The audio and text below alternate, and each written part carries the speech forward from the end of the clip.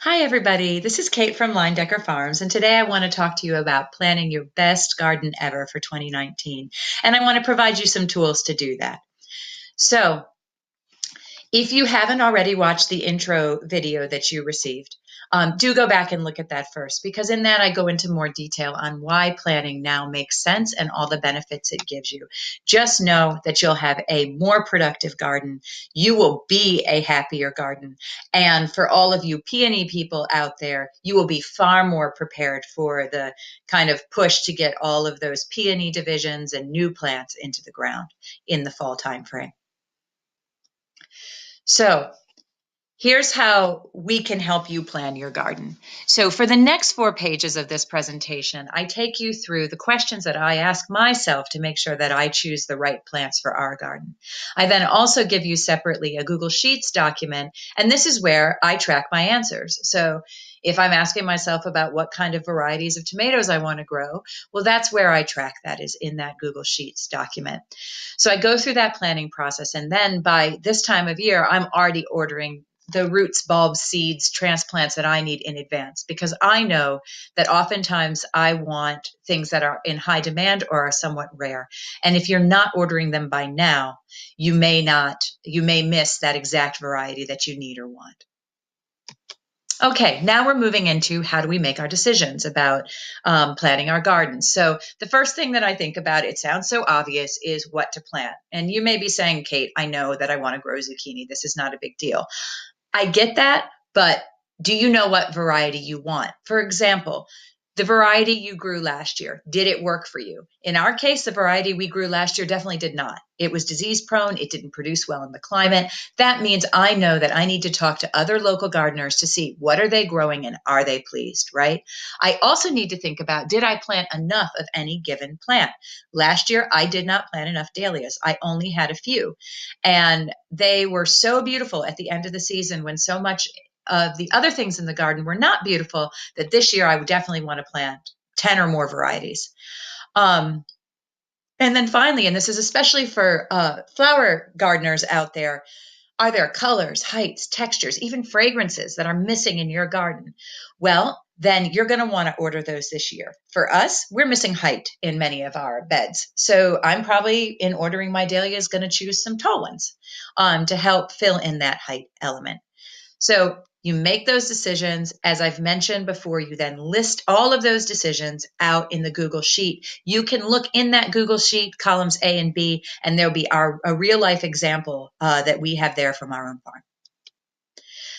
Choose where to plant. This is arguably the most important decision you have to make about your garden. And when considering where to plant something, think about, does the plant require full or partial sun, right?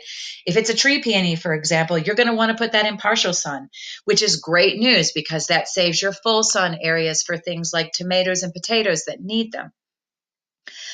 To me, the most important question on this list is the next one. Does the location hold water at any point in the growing season, right? So we have some land that is beautiful for annuals. It grows tomatoes gorgeously, but I would never put a peony there. Why? Because it holds water for about 2 to 3 weeks in the early spring. So for the tomato, it's fine. The entire time that tomato is growing, that land is dry. But if I put a perennial or a peony there, that peony would suffer or die.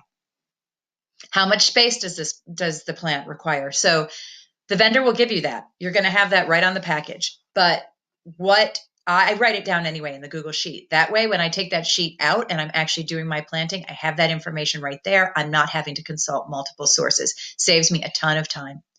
Then you need to think about sort of companion planting and what was planted in that location last year, what will be planted near it this year. I'm going to use tomatoes again, tomatoes and potatoes as an example. If you planted tomatoes there last year, you're not going to plant potatoes. Your potatoes will have too many bugs. For the same reason, you're not going to plant your potatoes near your tomatoes, right? For this year, you wouldn't plant them near each other because your potatoes will have too many bugs. So think about what is in that area and what has been in that area. And then peony folks out there, you know this one. What am I going to be planting in this spot in the fall? And then back plan, right? So when we start a new bed that's going to have peonies in the fall, we almost always use that bed for vegetables in leading up to it. So we might put a bed in this spring, right? I would then, let's say, plant pumpkins in that bed. Why? Pumpkins are very vigorous and they suppress weeds. So by the time we pull those pumpkins out and harvest them, our bed is all ready to go to put the peonies in, and it's weed free. So to see examples of how we think through this, look in columns C and D in the Google Sheet. Set a planting schedule. This was the biggest change that I made that helped me get my gardens in so much more efficiently. So, probably very few of you are putting your gardens in completely by yourself, right? You probably have multiple people you're working with, and you need a way to organize that. So, how I've organized that is by putting together a planting schedule where I actually set phases. I think about whether a plant is best planted in the spring or the fall. I think about my expected last frost date and the soil temperatures that a seed requires to germinate. I think about the heat requirements that a transplant might need to thrive. I then assign a general time frame. For example, using tomatoes again, tomatoes for us go in end of May, right? Peas would go in sort of more like when the soil is workable. I put those general timeframes in the Google Sheet. I then look, after I've got everything populated, I look and I cluster those plants into logical groupings. So everything end of May is one grouping. Everything as soon as the soil is workable is another grouping. Peonies are yet another grouping for the fall. So I have these in phases. So then when my husband has the weekend off, I know exactly what we're doing that weekend. I can literally hand him a sheet and it says everything that he needs to plant for that particular time frame. He's working independently while me and the kids are planting in another area. So again, you can see columns H and I for real life examples of this. So folks, with this information in hand, I hope you can go out there with just a lovely full heart, just already reveling in the beauty that you're going to be creating in 2019 and just fully absorbing and participating in your 2019 growing season. The next part of this training is just giving you a walkthrough of that Google Sheet. So I'll see you over there.